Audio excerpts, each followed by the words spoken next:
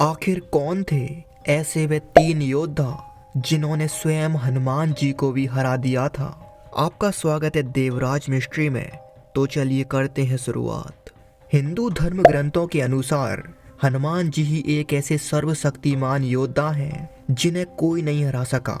हनुमान जी के बिना ना तो राम है और ना ही रामायण के युद्ध में केवल हनुमान जी ही एक ऐसे योद्धा थे जिन्हें कोई नुकसान नहीं पहुंचा पाया। वैसे तो हनुमान जी के पराक्रम, दया और शक्ति की ऐसी कथाएं हैं जहां पर हनुमान जी ने कई सारे देवता, मनुष्य और राक्षसों को भी धूल चटा दी है, लेकिन इसके बावजूद भी संसार में ऐसे तीन योद्धा मौजूद थे जिन्होंने हनुमान जी को भी युद्ध में हरा दिया था। ये बात सुनने में बड़ी विचित्र लगती है, लेकिन हिंदू धर्म ग्रंथों के अनुसार ये बात भी बिल्कुल सही है। तो चलिए जानते हैं आखिर कौन थे वह योद्धा। तीसरे नंबर पर है मच्छिंद्रनाथ। मच्छिंद्रनाथ नामक एक महान तपस्वी हुआ करते थे। उनकी तपस्या की शक्ति इतनी प्रबल थी कि जिस वजह से उनमें अपार शक्ति का भंडार था। वे भगवान राम की भक्ति करते थे। एक बार मच्छिंद्रनाथ रामेश्वरम के तट पर पहुंचे, जहां पर उनकी नजर भगवान राम के द्वारा बनाए गए सेतु पर गई। भगवान राम के सेतु निर्माण को देखकर उनका मन भाव विभोर हो गया, जिसके बाद मच्छिंद्रनाथ ने वहीं रामेश्वरम में स्नान करने की इच्छा जताई। जिसके बाद रामेश्वरम में मच्छिंद्रनाथ भगवान राम की आराधना करने लगे। तब उस वक्त वहां पर हनुमान जी प्रकट हुए और उन्होंने मच्छिंद्रनाथ को पूजा करते हुए देखा।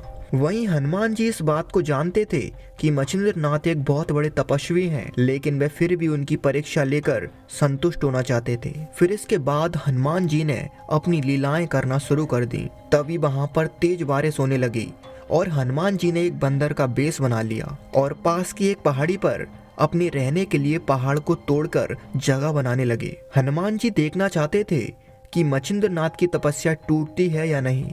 हनुमान जी के इस नाटक को देखकर थोड़ी देर बाद मच्छिंद्रनाथ ने हनुमान जी की तरफ देखा और उनसे कहा, हे वानर, तुम ये क्या मूर्खता कर रहे हो? जब तुम्हें प्यास लगी है तो कुआं खोद रहे हो। ये काम तुम्हें पहले ही कर लेना चाहिए था। ये सुनकर हनुमान जी उनसे पूछते हैं कि आप कौन हैं? तब वे बताते हैं कि मैं एक सिद्ध योगी हूँ, मुझ पर मंत्रों की शक्ति है। तभी हनुमान जी कहते हैं कि संसार में राम और हनुमान के अलावा दूसरा कोई भी इतना श्रेष्ठ नहीं है जिसे कोई हरा सके, और मैं उन्हीं हनुमान से थोड़ी बहुत शक्तियां प्राप्त कर ली हैं। इसीलिए क्या तुम मुझे हरा सकते हो? इस तरह मच्छिंद्रनाथ और हनुमान जी के बीच श्रेष्ठ होने का युद्ध चालू हो गया। धीरे धीरे देखते ही देखते हनुमान जी की शक्तियां क्षीण होने लगी और धीरे धीरे हनुमान जी कमजोर होने लगे। तब ये देखकर हनुमान जी के पिता पवन देव वहां पर प्रकट हुए और उन्होंने मच्छिंद्रनाथ से आग्रह किया कि अब आप इस युद्ध को यहीं समाप्त कर दीजिए। और इस तरह इस युद्ध में मच्छिंद्रनाथ को ही विजय प्राप्त हुई। दूसरे नंबर पर है मेघनाथ। पवन पुत्र हनुमान माता सीता की खोज में लंका पहुंचे थे।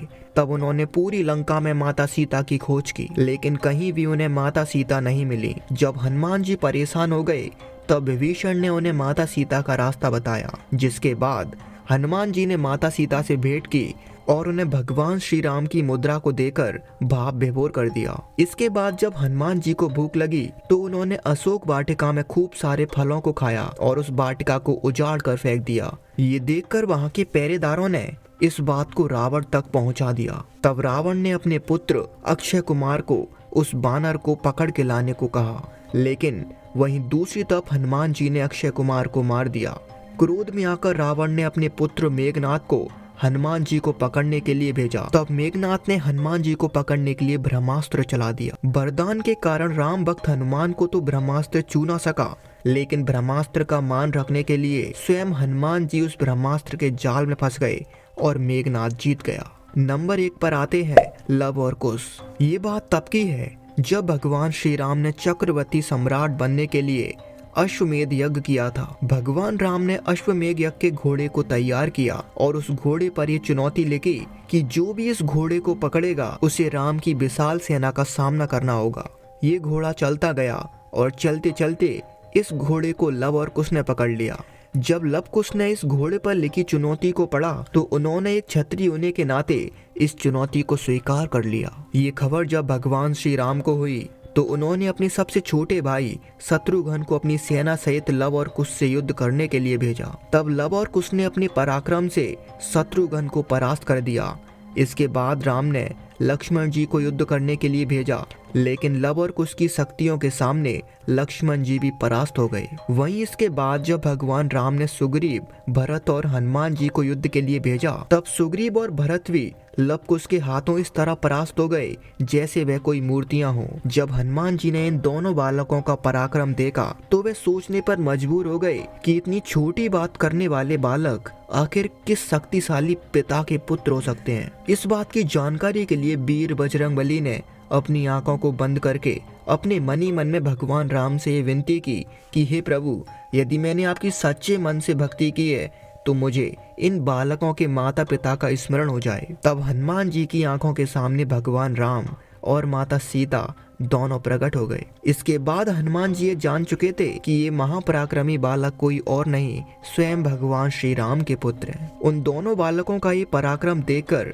हनुमान जी उन पर बिल्कुल भी क्रोधित नहीं हुए। उन्होंने उन दोनों बालकों से प्रेम पूर्वक कहा कि कृपा करके आप इस घोड़े को लौटा दीजिए, लेकिन उन दोनों बालकों ने हनुमान जी को भी नहीं छोड़ा। उन्होंने हनुमान जी को बंदी बना लिया और इसीलिए हनुमान जी भी उन दोनों बालकों के हाथ बंदी बन गए। हनुमान जी ने उन दोनों बालकों पर बिल्कुल भी प्रहार नहीं किया, जिसके बाद उन्होंने हनुमान जी को भी अपने पास ही बंदी बनाकर रख लिया। तो दोस्तों, ये थे वे 3 योद्धा जिन्होंने स्वयं महापराक्रमी वीर बजरंगबली को भी परास्त कर दिया था। तो बताइए दोस्तों, ये जानकर आपको कैसा लगा? क्या आप इस बात को पहले जानते थे? ये हमें कमेंट करके जरूर बताएं।